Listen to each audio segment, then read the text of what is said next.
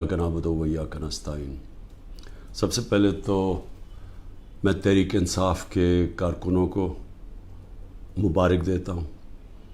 کہ اس کے باوجود کہ پورا کریک ڈاؤن ہوا تحریک انصاف کے خلاف،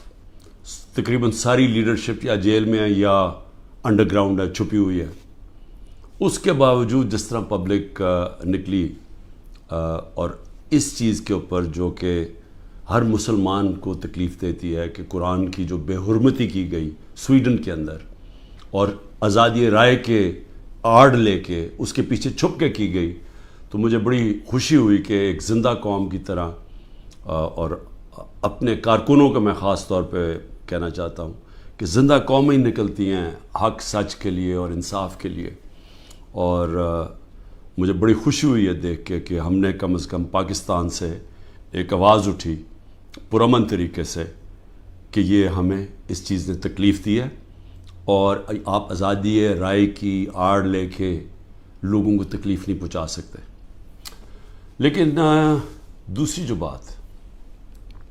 سپریم کورٹ کا تفصیلی فیصلہ آیا کل 9 مئی کو، جس طرح مجھے وہاں سے اغوا کیا اسلام آباد ہائی کورٹ کے اندر، جب میں رجسٹری میں بیٹھا ہوا تھا، تو جس طرح مجھے اغوا کیا گیا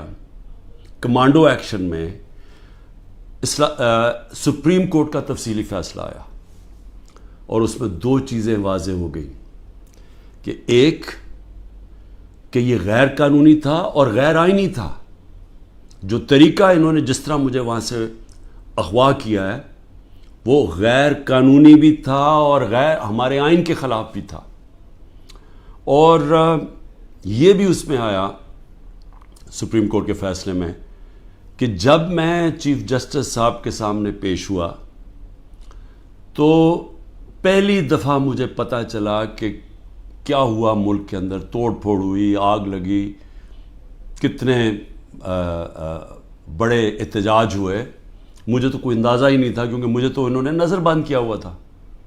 تو یہ بھی چیز واضح ہو گئی کیونکہ میرے اوپر کیسز پہ کیسز کیے جا رہے ہیں، پتہ نہیں کتنے 30-40 کیس کر چکے ہیں اب تک، کہ یہ میری ایما پہ سب کچھ ہوا ہے، یہ جو توڑ پھوڑ ہوئی ہے، یہ جو جلایا گیا اور جو احتجاج ہوئے۔ تو میں آج یہ سب سے پہلے کہنا چاہتا ہوں کہ اب اگر جو ملک کی سب سے بڑی عدالت کا فیصلہ آ گیا ہے کہ یہ غیر آئینی اور غیر قانونی طور پہ مجھے وہاں سے جس طریقے سے مجھے وہاں سے پکڑ کے لے کے گئے ہیں، جس طریقے سے انہوں نے شیشے توڑے رجسٹری آفس کے، وہاں کے سٹاف کو ڈنڈے مارے، ان کی کمپیوٹر اور اکوپمنٹ کو توڑا، میرے لوگوں کو جو گارڈز تھے ان کو مارا، وکیلوں کو مارا، مجھے سر پہ ڈنڈا لگا، اور پھر جس طرح ایک دہشت گرد اور مجرم کی طرح وہ جو کہ ملک کی سب سے بڑی پارٹی کا سربراہ ہے، ساری دنیا نے وہ پھر دیکھا جس طرح مجھے انہوں نے وہاں سے پکڑ کے لے کے گئے، اور پھر دنیا میں خبر کیا گئی کہ جی کرپشن کے اوپر عمران خان کو پکڑا، وہ آدمی جو اس ملک کی تاریخ کا سب سے زیادہ پیسہ اکٹھا کرتا ہے خیراتی پروجیکٹس کے لیے، جس کو یہ قوم سب سے زیادہ جس پہ اعتماد کرتی ہے اپنے پیسے سے، اس سے بڑا تو کوئی اعتماد نہیں کہ جب لوگ اپنے پیسے سے کسی کو ٹرسٹ کرتے ہیں کہ انہیں پتہ ہے کہ ان کا پیسہ وہ امانت دار ہے، جس کو سپریم کورٹ نے پہلے صادق اور امین بھی کہا ہے، جس نے سارے پاکستان کے ایوارڈز جیتے ہوئے ہیں، جو 50 سال سے ساری دنیا کے اندر پاکستانی کو دنیا جانتی ہے، اور جس نے اپنی طرف سے کرکٹ کے اندر پاکستان کا نام روشن کیا۔ تو میرا سب سے پہلا سوال یہ ہے کہ اس کا کون ذمہ دار ہے؟ کیا انٹیریئر منسٹری ذمہ داری اٹھائے گی اس کی؟ کوئی اس کو ذمہ دار ٹھہرائے گا؟ اور کیا نیب چیئرمین اس کی ذمہ داری لے گا جو ہوا میرے ساتھ؟ اور میں اب اس سے آگے چلتا ہوں، جب مجھے یہ جس طرح اٹھایا گیا اور اب ثابت ہو گیا ہے کہ یہ اس ملک کے آئین اور قانون کے خلاف تھا، تو کیا ہماری پارٹی کو یہ حق نہیں تھا پرامن احتجاج کرنے کا؟ اب تو اگر ثابت ہو گیا نا کہ یہ قانون توڑ کے مجھے وہاں سے اغوا کیا گیا اور جس طرح مجھے ذلیل کیا گیا، تو کیا ایک ملک کی سب سے بڑی پارٹی کے سربراہ کو جب اس طرح اسے کیا جائے تو کیا اس کی پارٹی کو حق نہیں تھا پرامن احتجاج کرنے کا؟ اور یہ میں پھر واضح کر دوں، آئین ہمیں کہیں جگہ پہ روکتا نہیں ہے پرامن احتجاج سے، کہ جی کنٹونمنٹ میں احتجاج ہو یا جہاں بھی ہو، ہم کہیں بھی احتجاج کر سکتے ہیں۔ یہ ہمیں آئین ہمیں حق دیتا ہے، ہمیں توڑ پھوڑ کا حق نہیں دیتا، ہمیں جلانے کا حق نہیں دیتا، اور وہ سارے ہم سب اس کی مذمت کرتے ہیں۔ میں نے سپریم کورٹ میں جب مجھے بتایا چیف جسٹس صاحب نے، میں نے اس کی مذمت کی، اور انہوں نے وہ لکھا اپنے آرڈر کے اندر، اور میں نے کہا کہ 27 سال میں آج تک میں نے کبھی اپنی جماعت کو یہ نہیں کہا کہ کسی قسم کی انتشار کے اندر شامل ہو۔ میری سٹیٹمنٹس ہیں، جب ہمارے سے ظلم بھی ہوا 25 مئی کو، جب ہمارے اوپر جس طرح انہوں نے ہمارے ساتھ ظلم کیا کہ ہمیں بغیر کراؤڈ ہے ان کا ڈنڈے مار کے ٹھیک کرو، عورتوں کے اوپر، بچوں کے اوپر جو ہمارے نکلے ہوئے تھے پرامن احتجاج کے لیے، ان کے اوپر جو انہوں نے تشدد کیا، میں نے اگلے دن اسی دن رات کو ہوا، صبح کو میں نے اپنا دھرنا کینسل کر دیا، اور میری اس تقریر سن لیں، میں نے ادھر کہا کہ میں انتشار نہیں چاہتا۔ 26 نومبر کو 4 لاکھ لوگ جمع ہوئے پنڈی کے اندر، اور وہ سارے تھا کہ ہم نے پرامن ایک مارچ کرنی ہے وہاں سے اسلام آباد، وہاں جنہوں نے 30,000 پولیس جمع کر لی۔ تو مجھے پھر پتا تھا کہ انہوں نے ہمارے ساتھ وہی جو 25 مئی میں انہوں نے اس باری پھر وہی کرنا ہے، اور مجھے خوف تھا کہ اتنی زیادہ پبلک ہے اور وہاں خون خرابہ ہوگا۔ میں نے کینسل کر دیا، میں نے اسلام آباد کی مارچ 26 نومبر کو کینسل کی، اور اس کے بعد یہاں 8 مارچ کو جب ہم پرامن ہماری الیکشن کی ریلی نکلنے شروع ہوئی، انہوں نے اس کے اوپر جب حملہ کیا، پھر وہ میں نے ریلی کینسل کی، میری تقریر ہے۔ تو میں نے تو ہمیشہ پرامن احتجاج کی بات کی ہے 27 سالوں سے، تو وہ سامنے آ گیا، سپریم کورٹ کی ججمنٹ بھی ہے کہ مجھے تو جب پہلی دفعہ پتہ چلا میں نے تب کہا، مذمت کی، اور اس کے علاوہ اب یہ جو ہمارے لوگوں کا احتجاج ہے اس کو غداری کہہ دیا گیا ہے کہ ملک سے غداری ہوئی ہے۔ اب میرا سوال یہ ہے کہ غداری کس نے کی؟ کیا ڈنڈے مار کے ایک پارٹی کے سربراہ کو اور اس کے لوگوں کو مار کے اور غیر قانونی طور پہ اغوا کرو، اور پھر ہم سمجھیں کہ جی وہ بھیڑ بکریوں کی طرح چپ کر کے بیٹھ جائے گی پارٹی؟ وہ احتجاج بھی نہیں کر سکتی، وہ احتجاج کرے تو وہ غداری ہوگی اب، اور ان کو ساروں کو جیلوں میں 48 گھنٹے میں 10,000 لوگوں کو جیلوں میں ڈالا، سینئر لیڈرشپ ساری جیل میں، ابھی ساری انڈر گراؤنڈ ہے۔ 9 مئی سے اب تک ہر روز لوگوں کو اغوا کیا جا رہا ہے، ہر روز لوگوں کے گھروں میں جاتے ہیں، رشتہ داروں کے گھروں میں جاتے ہیں، گھر توڑتے ہیں، پولیس گھر لوٹتی ہے، ساتھ نامعلوم افراد آتے ہیں، چوری کرتے ہیں۔ میاں اسلم اقبال کی بیٹی کے سارا جہیز چوری کر کے لے گئے۔ کل وہاں بنو کا ہمارا ایم پی پختون یار 40 لاکھ کا وہاں اس کے گھر پہ سونا پڑا ہوا تھا، زیور پڑا تھا، وہ چوری کر کے لے گئے۔ یہ کون سی دنیا میں اس کی اجازت ملتی ہے؟ کون سے قانون کے تحت؟ اور صرف سزا مل رہی ہے کہ جی آپ نے 9 مئی کو احتجاج کیوں کیا؟ کیونکہ اب تو واضح ہو گیا نا کہ ہمارا احتجاج جائز تھا، کیونکہ غیر قانونی طور پہ، پھر سے میں کہتا ہوں، آئین توڑ کے مجھے اٹھایا گیا ہے، اور جس طرح اٹھایا گیا ہے اس کا ریئیکشن آنا تھا۔ اور میرا اب اگلا سوال ہے کہ کس نے پلان کیا سب کچھ؟ کیونکہ یہ جس نے بھی پلان کیا، کیا وہ چاہتے تھے کہ یہ ریئیکشن ہو؟ کیا یہ جان کے کیا گیا؟ کیونکہ اور طرح کی بھی تھے، اگر پکڑنا تھا وارنٹ دکھاتے پولیس، میں نے چلنے سے پہلے کہا کہ اب مجھے پکڑنا ہے تو وارنٹ دکھاؤ، پولیس آ کے لے جائے، تو وہاں سے اس طرح بھی، لیکن کیوں یہ جان کے کیا گیا؟ اور مجھے یہ شک ہے پری پلان تھا سب کچھ، یہ ریئیکشن پتہ تھا اس کا ریئیکشن ہونا ہے، اور اس ریئیکشن سے پہلی تیاری کی ہوئی تھی کہ اس کے بعد کرنا کیا ہے،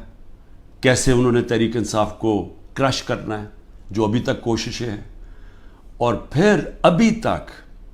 میں آخری 2 سوال پوچھتا ہوں کہ ابھی تک کیوں نہیں انڈیپینڈنٹ انویسٹیگیشن ہوئی کہ جو یہ کور کمانڈر کا گھر جلایا گیا ہے اس کے پیچھے کون تھا؟ کیوں نہیں انڈیپینڈنٹ انویسٹیگیشن؟ کیونکہ یہ کوئی نہیں ہوتا کہ جی آپ ہی فیصلہ کریں کس نے کیا اور آپ ہی پکڑ کے ان کو سزائیں دے دیں. یہ جج جوری ایکسیکیوشنر دنیا کے کسی قانون میں نہیں ہوتا. تو کوئی انڈیپینڈنٹ انویسٹیگیشن نہیں ہوئی. ہم ڈیمانڈ کرتے ہیں انڈیپینڈنٹ انویسٹیگیشن ہو. انشاءاللہ ہم ثبوت دیں گے کہ اس کے اندر لوگ گھسائے ہوئے تھے, ایمبیڈ کیے ہوئے تھے لوگ. جس طرح میرے گھر کے باہر پلان بنا ہوا تھا کہ انہوں نے پولیس کے دونوں اسلام آباد آئی جی نے لوگ تیار کیے ہوئے تھے, پولیس والے چند تھے, یہاں لاہور کے آئی جی نے پلان کیا ہوا تھا اور انہوں نے مل کے یہاں سے گولی چلانی تھی پولیس کے اوپر, انہوں نے پھر پورا اٹیک کرنا تھا واپس. یہ سارا پلان بنا ہوا تھا جو میں نے 22 مارچ کو پبلک کو پہلے بتا دیا. تو یہ بھی ایمبیڈ کیے ہوئے تھے, لوگوں کو اندر گھسایا ہوا تھا ہمارے, کیونکہ ہر جگہ سے, کیونکہ میں نے جب بعد میں پوچھتا گیا کہ یہ ہوا کیا ہے, ہر جگہ سے ایک آئی کہ جی لوگ تھے, کئی لوگ اندر گھسے ہوئے تھے, وہ اشتعال دلوا رہے تھے لوگوں کو. اور پھر ہر جگہ سے ایک چیز آئی کہ جی یہ جو ریڈیو پاکستان جلا یہ کوئی ماچس کی تیلی سے تو نہیں جلا, جو میاں والی کے اندر جہاز چوک جو سب کو فخر کرتے تھے, وہ سیبر جو لگا ہوا ہے میاں والی میں, اس کو کس نے جلایا ہے؟ ایلومینیم کیسے جل سکتا ہے ماچس سے؟ کوئی پلان ہی تھا نا. تو چلیں ہم غلط ہو سکتے ہیں لیکن انڈیپینڈنٹ انویسٹیگیشن تو ہونا چاہیے نا اس کا, وہ کیوں نہیں ہو رہا؟ اور مجھے افسوس ہے کہ جو فضا بنائی ہوئی ہے کہ غدار پوری پارٹی کو غدار بنایا ہوا ہے, اس فضا کے اندر یہ نہیں ہونے لگا. یہ جو اس وقت جنگل کا قانون پاکستان میں ہے یہ نہیں ہوگا. اور دوسری چیز میں سوال پوچھتا ہوں آج کہ جو 25 لوگوں کو شہید کیا گیا, جس میں سے 16 ہمارے پاس ایڈریسز ہیں, باقی 9 غائب ہیں, کیونکہ ہمیں خوف ہے کہ اس طرح یہاں اس وقت خوف پھیلایا ہوا ہے, جو یہ جو ظلم کا نظام بنا ہوا ہے اس کے اندر وہ پولیس پہنچ جاتی ہے. یہ 16 کا بھی بڑے مشکل سے ڈر کے ان کے رشتہ داروں نے بتایا, ان کے نام دیے ہیں, پتہ دیے ہیں, جو 16 لوگ شہید کیے گئے ہیں. اس کے علاوہ جو 3 لوگ, پہلے میں 2 سمجھ 3 لوگوں کی ٹانگیں ضائع ہو گئی ہیں, ٹانگیں کٹ گئی گولیاں لگ کے. ایک پیرالائزڈ ہے, اس کی کمر میں گولی لگی ہے, وہ بستر پہ ہے. اور اس کے علاوہ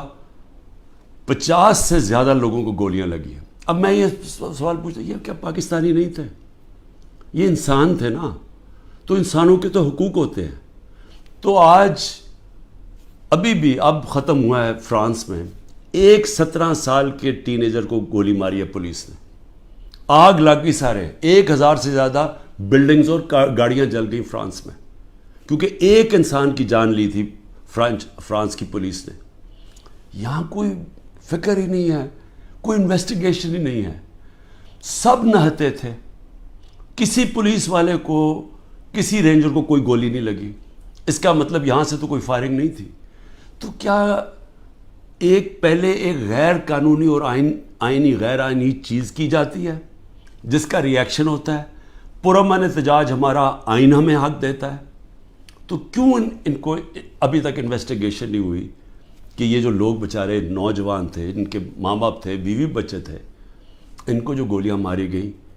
کوئی نہیں پوچھے گا. ابھی تک تقریباً 2 مہینے ہونے والے ہیں, کوئی پوچھے گا نہیں کہ یہ بھی پاکستانی, ان کے بھی رائٹس ہیں, ان کے حقوق ہیں. تو اس کو بھی صرف ایک پوری فضا بنا کے کہ جی پاکستان کے اندر جو یہ ہوا ہے 9 مئی کو, اس کے اوپر ایک پوری پارٹی کے اوپر, اس کے اوپر ہر قسم کا تشدد کرو, ان کو دباؤ, ختم کرو. اور میں سمجھتا ہوں یہ پری پلان تھا, سب کچھ پہلے سے پلان بنا ہوا تھا. میں آخر میں یہ کہنا چاہتا ہوں کہ دیکھیں, میں پاکستان کی اب بات کر رہا ہوں, میں اپنی پارٹی کی بات نہیں کر رہا. یہ جو ظلم ہو رہا ہے ایک ملک کی سب سے بڑی پارٹی کو سازش کے تحت, کیونکہ الیکشن یہ پی ڈی ایم والے اب لڑ نہیں سکتے, ان سب کو خوف ہے کہ الیکشنز کے اندر انہوں نے ہار جانا ہے. تو یہ پوری سازش کا حصہ بنے ہوئے ہیں اور اسٹیبلشمنٹ کے ساتھ جان کے اسٹیبلشمنٹ کو ہمارے خلاف اور کر رہے ہیں, صرف اس لیے کہ یہ الیکشن میں پی ٹی آئی کو اسٹیبلشمنٹ ختم کرے پی ٹی آئی کو, تاکہ یہ چور پھر سے الیکشن جیت کے آ جائیں. اور ان کا کوئی انٹرسٹ نہیں ہے پاکستان میں. 14 مہینے میں انہوں نے پاکستان کو ادھر کھڑا کیا ہے کہ جو آج اگر کل ہم نے IMF کے ساتھ اس لیے ڈیفالٹ سے بچانے کے لیے اپنے ملک کو تباہی سے بچانے کے لیے، حالانکہ ہمارے پر ہر قسم کا ظلم ہو رہا ہے، ہم نے اس کے باوجود ان کی سٹینڈ بائی ایگریمنٹ کے ساتھ اس لیے گئے ہیں کہ ہمارا ملک بچ جائے. ان کو کوئی فکر نہیں ہے کیونکہ ان کے سارے پیسے باہر پڑے ہیں. تو میں آخر میں یہ کہنا چاہتا ہوں کہ جس کو بھی اس وقت پاکستان کی فکر ہے، جو اس وقت